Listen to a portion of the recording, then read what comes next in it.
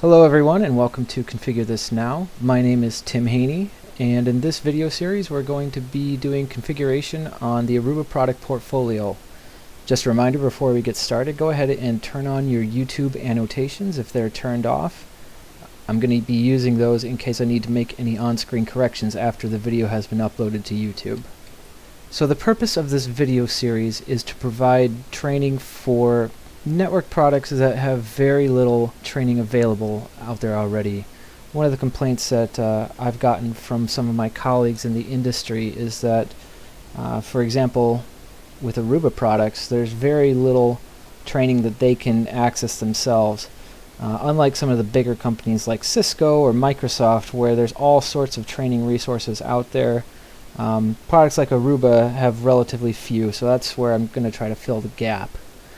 So of course this video series, at least this initial one, is going to be focused on the three major Aruba product lines: the Mobility Controllers, ClearPass, and Airwave. It's not going to go into the new Aruba switching line that really is just a rebranded HP ProCurve. Maybe in the future I might do a video series on that, but we'll see. So this is a list of my credentials. I'm sure you can read.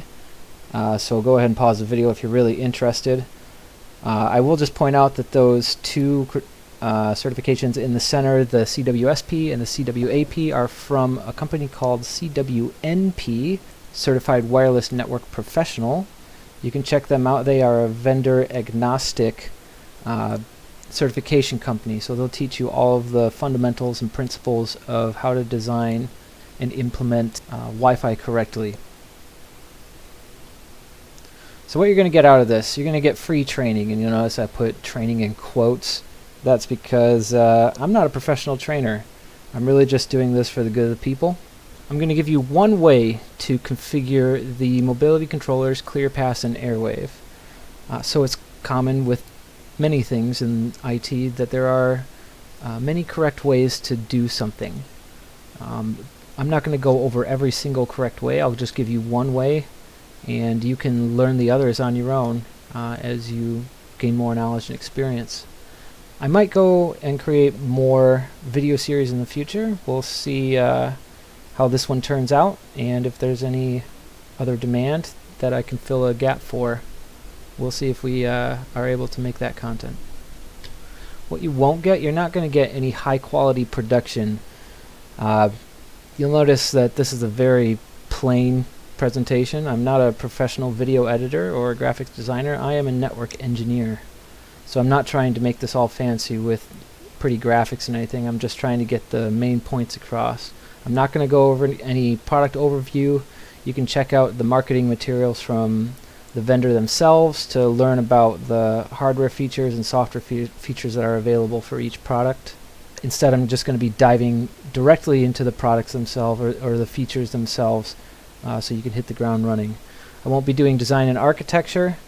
If you really are interested in design and architecture for Aruba products, you can check out the Aruba Validated Reference Design Guides, and I'll try to put a link to those on the YouTube video.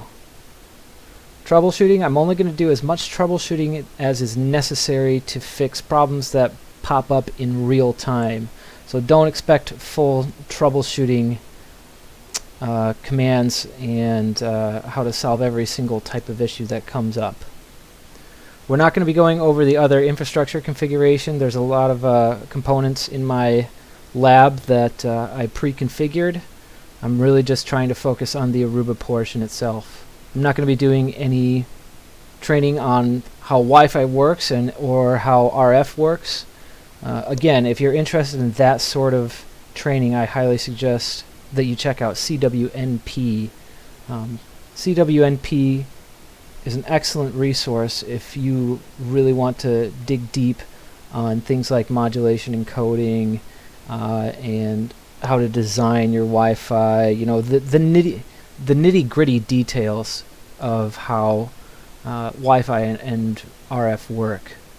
I'm not going to be going over the Instant AP because there's already a free training series from Aruba that you can find. It's out there. I don't think you even need to have an Aruba account to view that video series. And as far as route switch concepts, I expect that if you're watching this video series, you are already familiar with all the fundamental routing and switching concepts. So I'm not going to be going in depth with things like spanning tree and dynamic routing protocols or anything like that. And of course, all this information is probably going to help you get things started, but it's not going to be nearly enough to help you pass any of the Aruba exams, probably not even the ACMA. So if you're really looking to pass an exam, I would suggest you try to get some more formal training, either from Aruba themselves or through one of Aruba's certified training partners to earn your ACMA or ACMP certification. Okay, and I just want to give this disclaimer before we start. I'm not responsible for your network or infrastructure. Any outage or problem on your network that occurs from using this information in this video series is not my fault. It is your responsibility to check and verify all information. No, I got a typo in this slide. All information that you get here and test before going into production. Okay? So that's on you. Okay. At this point, I'm going to go over the network diagram. It's a very busy diagram that fits onto a single slide here, so I'm going to display it piece by piece. So the first component is just a little consumer grade Cisco Linksys router. At this point it's over 10 years old, and I have a custom image on it.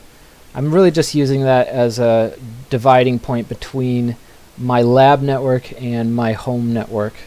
So that really is, for all intents and purposes of the lab, this is really an internet device, because you can see here that we're using the 192.0.2/24 network. If you're not aware then of that subnet, it's actually a documentation subnet that's not assigned to any companies on the internet. It's really only intended to be used for documentation purposes. So really that subnet is going to be what represents the internet in some of our testing, just to demonstrate that we can do certain features. So the next component that's hooked up here is a wrap. It's hooked directly to the to that Cisco Linksys router.